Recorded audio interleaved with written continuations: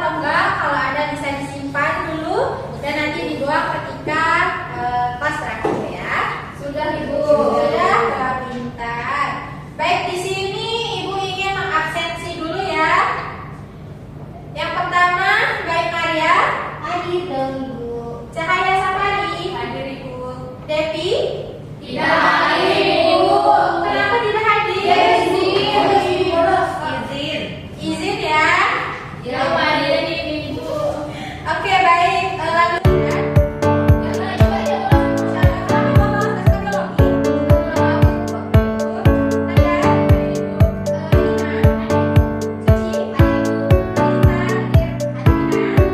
Oke, jadi yang tidak hadir hanya Lalu Zidan dan Devi saja ya. Baik. Di sini pada pertemuan minggu lalu kita telah membahas terkait perbedaan pertumbuhan dan perkembangan, juga macam-macam pertumbuhan. Nah, untuk mengingat atau mengulas kembali nih pada pertemuan kemarin, di sini ada nggak yang masih mengingat apa perbedaan pertumbuhan dan perkembangan itu? Saya Ibu. Ya, silakan Anda. Pertumbuhan itu bersifat kuantitatif, artinya dapat dihitung seperti berat badan dan tinggi badan, sedangkan perkembangan itu bersifat kualitatif, artinya tidak dapat dihitung seperti bayi yang seiring berjalannya waktu memiliki kemampuan untuk berbicara dan berjalan. Ya, jadi betul ya. Perbedaan pertama itu dari sifatnya, yang pertumbuhan bersifat kuanti artinya dapat dihitung, sedangkan yang perkembangan itu bersifat kuali atau tidak dapat dihitung. Nah, satu lagi nih, siapa yang bisa? Ya, silakan. Ibu saya. Ya. Jadi perbedaan lainnya yaitu pertumbuhan irreversible seperti tinggi badan yang tidak dapat kembali, sedangkan perkembangannya reversible seperti menstruasi pada perempuan. Ya, jadi betul sekali ya. Pertumbuhan itu bersifat irreversible atau tidak bisa kembali, dan perkembangan itu bersifat reversible atau dapat kembali. Nah, di sini Ibu mau bertanya lagi nih, kira-kira dulu anak-anaknya Ibu pernah melakukan praktik atau pernah melihat secara langsung tidak perbedaan penanaman tanaman pada tempat gelap dan tempat terang? Pernah. Ibu. Nah, apakah ada perbedaan antara tanaman yang ditanam di tempat gelap dan terang? Ada. Ada yang bisa menyebutkan? Saya Ibu. Ya, silakan Nina. Yang di tempat gelap lebih pucat dan lebih kurus Bu. Ya, jadi betul ya. Kalau yang di tempat gelap biasanya itu lebih pucat dan lebih kurus karena tidak adanya pasokan cahaya matahari. Tetap semangat terus ya anak-anak Ibu, karena kita akan mempelajari materi yang sedikit banyak istilahnya ya, begitu Kak. Oke. Di sini Ibu akan menjelaskan beberapa alur pembelajaran kita pada siang hari ini. Yang pertama itu nanti Ibu akan menampilkan video pembelajaran, yang selanjutnya nanti akan kita mengerjakan LKPD dengan terbagi menjadi 3 kelompok. Kemudian ada diakhiri dengan evaluasi bersama.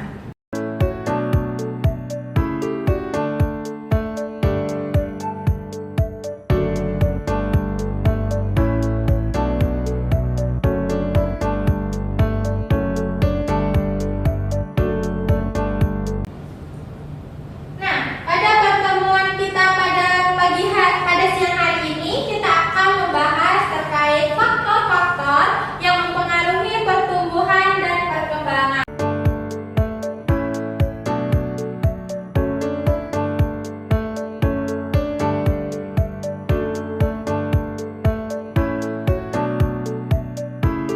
Oke, sebelum memasuki materi, di sini tujuan pembelajaran kita ada 2 ya pada siang hari ini, yaitu menelaah faktor internal yang mempengaruhi pertumbuhan dan perkembangan khususnya pada tumbuhan, dan yang kedua yaitu untuk menguraikan faktor-faktor eksternal yang mempengaruhi pertumbuhan dan perkembangan pada tumbuhan.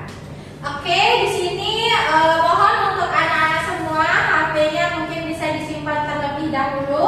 Untuk penggunaan HP nanti akan ada waktunya pada saat pengerjaan LKPD ya. Baik Ibu. Oke, di sini mari kita menyimak video ya. Wow.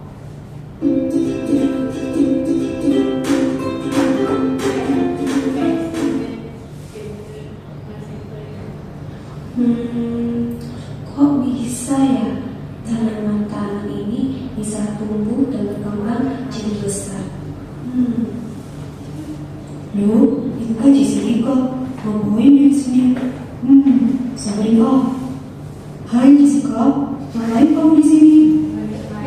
Alami, aku lagi lihat tanaman di sini. Sejuk banget tahu. Kalau itu, boleh aku ikut duduk di sini? Jangan ribut ya.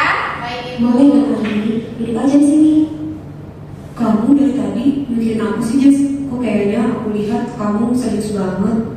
Iya nih, aku lagi mikirin kok bisa ya tanaman-tanaman ini bisa tumbuh jadi besar. Oh, jadi dari tadi kamu mikirin itu. Nah, kalau menurut penjelasan dari guruku, ada 2 faktor yang mempengaruhi tumbuhan untuk tumbuh dan berkembang, Jess. Oke, jadi dari video itu ada apa faktornya yang mempengaruhi? Yang pertama faktor internal dan eksternal. Oke. Nah, di faktor internal ini terbagi lagi menjadi 2 ya. Namanya itu ada intraseluler dan interseluler. Nah, faktor intraseluler ini merupakan faktor yang berasal dari sel itu sendiri, sedangkan faktor interseluler ini merupakan faktor yang dikeluarkan oleh sel. Oke, sampai sini bisa dipahami terlebih dahulu? Bisa. Bisa, Ibu. Oke, alhamdulillah.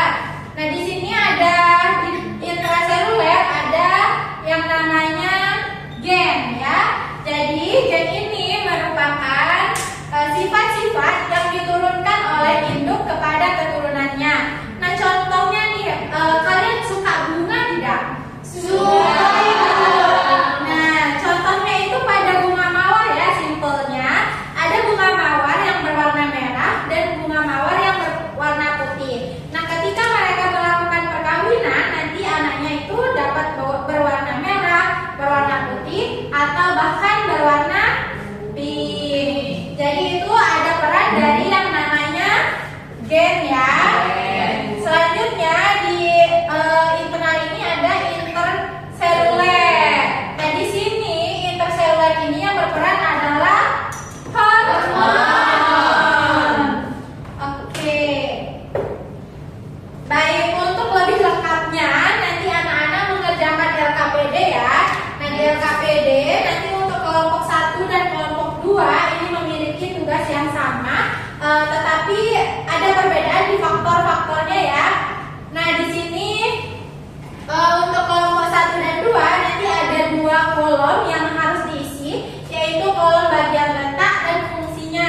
Nanti diisi secara singkat saja ya, kemudian dipresentasikan secara bergantian.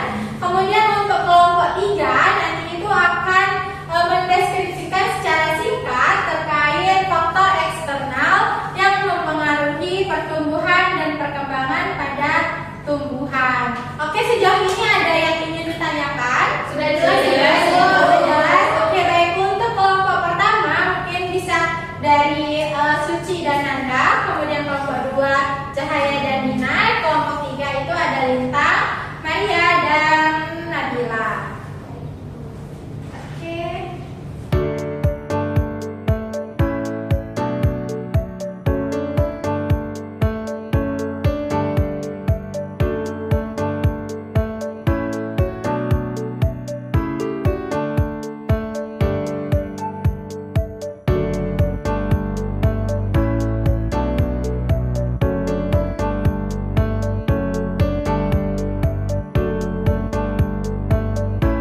Oke, waktu untuk berdiskusi hanya 15 menit ya. Jadi untuk menjawabnya ini gunakan referensi dari buku saja ya. Tidak boleh menggunakan AI ataupun dari web-web yang tidak terpercaya. Nah, jadi sekarang sudah saatnya anak-anak ibu boleh menggunakan HP-nya ya. Ibu pada kuota ibu. Ini kan ibu sambungnya sama tethering-nya ibu ya. Iya. Kasih ibu.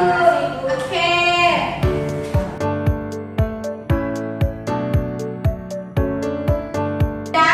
Sudah, Ibu. Baik. Siapa nih kakak-kakaknya? Wih, Lintang sangat semangat ya. Oke, dari kelompok 3 dulu dah. Silakan.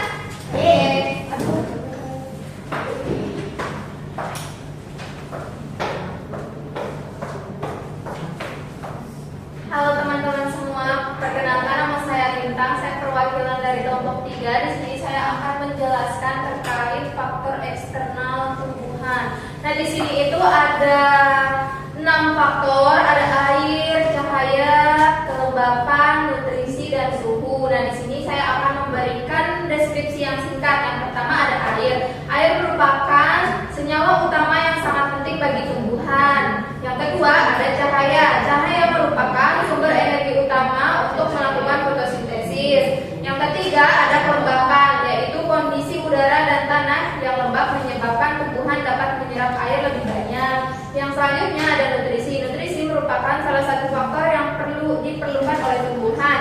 Selanjutnya yang terakhir di sini ada suhu. Nah, ada 3 kriteria suhu, diantaranya itu ada suhu minimum, suhu optimum, dan suhu maksimum. Itu Ibu. Oke, baik, terima kasih ya Nadita. Mungkin ada pertanyaan nih dari anak-anaknya Ibu yang lain?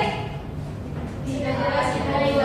Baik, sudah jelas ya. Jadi ada berapa tadi faktor eksternalnya? 5. Apa saja?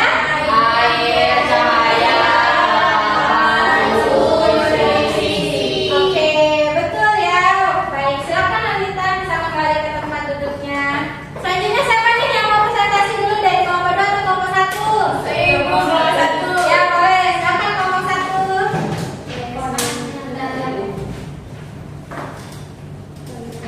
Baik, assalamualaikum warahmatullahi wabarakatuh. Waalaikumsalam warahmatullahi wabarakatuh. Jadi di sini saya dari kelompok 1 akan mempresentasikan hasil diskusi kelompok kami mengenai faktor internal, yaitu interseluler berupa hormon. Yang pertama ada hormon auksin, merupakan hormon yang diproduksi pada bagian titik tumbuh yang terletak di ujung batang, ujung akar, dan jaringan lain yang bersifat meristematis dan berfungsi mencegah ronoknya daun. Kemudian ada hormon yang kedua yaitu hormon giberelin, merupakan ditemukan atau diproduksi pada seluruh bagian tumbuhan yang berfungsi memperbesar ukuran tubuh. Kemudian ada hormon sitokinin, ditemukan pada jaringan yang aktif membelah seperti akar yang berfungsi untuk membantu perkecambahan biji. Dan kemudian ada hormon etilen yang ditemukan pada nodus batang, buah, matang, dan jaringan rusak yang berfungsi mempercepat pematangan buah. Kemudian ada hormon asam aksisat yang diproduksi pada seluruh sel yang dimiliki plasmid seperti kuncup, daun, batang, dan akar, dan berfungsi untuk menutup stomata saat kekeringan. Mungkin hanya itu dari kelompok 1. Sekian, assalamualaikum warahmatullahi wabarakatuh. Waalaikumsalam warahmatullahi wabarakatuh. Sangat bagus sekali ya, Nak Nanda, sangat rinci. Nah, jadi di sini apakah ada pertanyaan dari kelompok 2 maupun kelompok 3? Tidak. Tidak ada. Nah, tadi ada berapa hormon yang disebutkan? Apa? 6. Ya, ada 5 hormon dan satunya gen ya. Nah, ada yang masih ingat apa saja hormonnya? Ada auksin,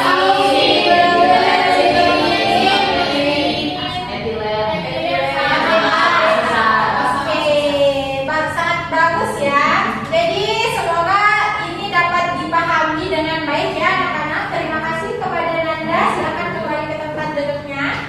Selanjutnya untuk kelompok 2 nih, siapa yang mau maju? Cahaya. Oke, silakan Cahaya.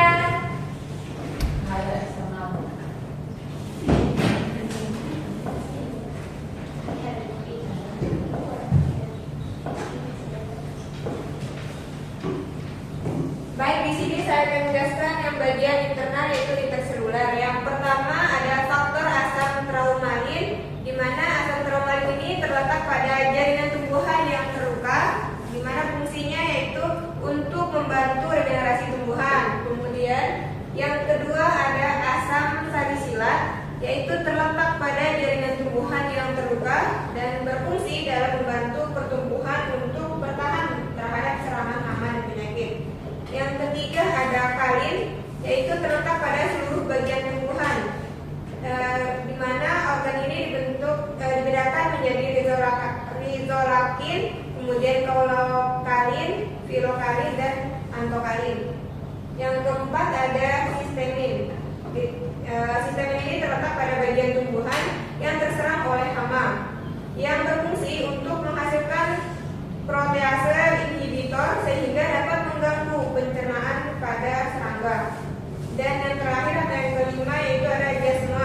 Jasmut ini ditemukan pada bagian daun tumbuhan yang berfungsi untuk mengatur perkembangan subuk sari, pematangan buah, dan kerontokan daun. Oke, baik, sudah? Sudah, Ibu. Nah, bagus sekali ya, Ananda Cahaya. Nah, jadi di sini ada berapa tadi hormon yang disebutkan? Apa saja? Ada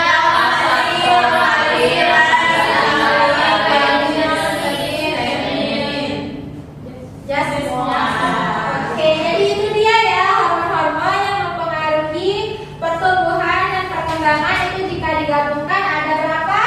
10. Nah, faktor eksternalnya jadinya ada berapa? Ada 5. Oke, pintar sekali. Silakan Cahaya. Ibu.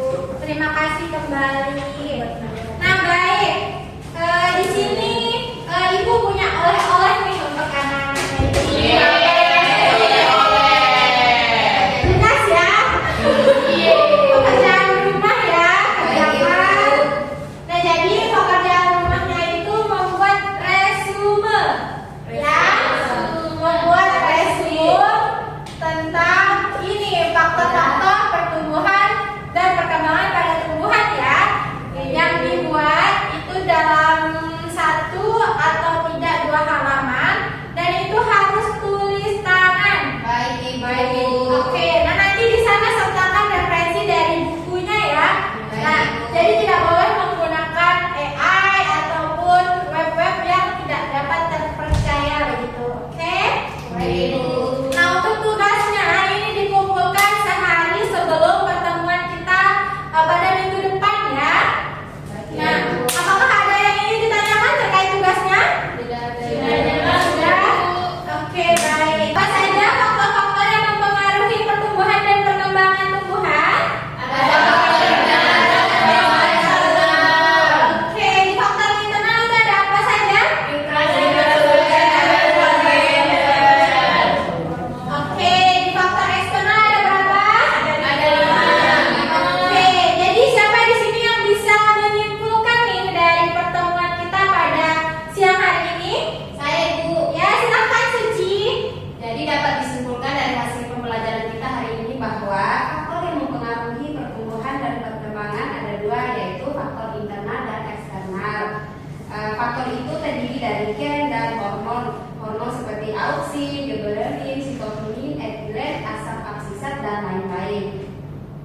Nah, faktor eksternalnya itu ada air, cahaya, suhu, kelembapan, dan nutrisi, Bu. Oke, bagus sekali ya, Mas Suci. Nah, jadi di sini Ibu harap kalian sudah mencatat ya, anak Ibu. Jadi di sini Ibu akan mengajak untuk memberikan pertanyaan ya. Oke, jadi siapa ya kira-kira untuk pertanyaan pertama? Ibu minta kepada Beb Maria. Siap Maria? Iya, Ibu. Nah, di sini pertanyaannya mudah saja karena tadi sudah beberapa kali ditekankan. Ada apa saja faktor yang mempengaruhi pertumbuhan dan perkembangan pada tumbuhan? Yang pertama ada faktor internal, Ibu, yang dimana merupakan faktor yang berasal dari dalam tubuh tumbuhan itu sendiri. Kemudian faktor internal ini terbagi menjadi 2 macam, yaitu intraseluler dan interseluler. Yang kedua ada faktor eksternal, nah merupakan faktor yang berasal dari luar tubuh tumbuhan atau dari lingkungannya. Oke, bagus sekali ya, Maria. Oke, untuk pertanyaan kedua, Ibu minta kepada Nabila nih, dari tadi belum bersuara. Nah, tadi di faktor internal itu kan ada dibagi menjadi 2 ya. Nah, sebutkan apa perbedaannya. Silakan. Nah, kalau perbedaannya, intraseluler itu merupakan faktor yang terdapat dalam sel tumbuhan, sedangkan faktor interseluler merupakan faktor yang dilepaskan oleh sel untuk mengatur pertumbuhan dan perkembangan. Oke, selanjutnya nih untuk pertanyaan ketiga. Waduh, siapa ya kira-kira yang akan dapat pertanyaan ketiga? Saya mau Ibu. Nina deh. Oke, untuk pertanyaan ketiga terkait hormon ya. Jadi Nina bisa minta tolong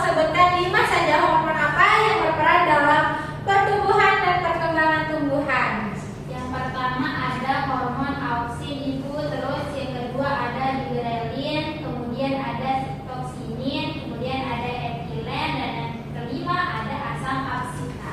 Oke, jadi benar ya, ada 5 hormon tadi yang disebutkan, yaitu apa saja? Ayo,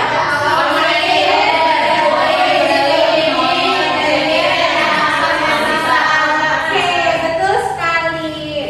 Baik, untuk pertanyaan terakhir nih, orang terakhir siapa yang Ibu tunjuk ya kira-kira? Wah, dari tadi ada temannya sangat bersemangat nih, Lintang. Oke, Lintang. Nah, tadi akan ada faktor internal dan eksternal nih. Sekarang Ibu minta Lintang untuk sebutkan apa saja faktor eksternalnya.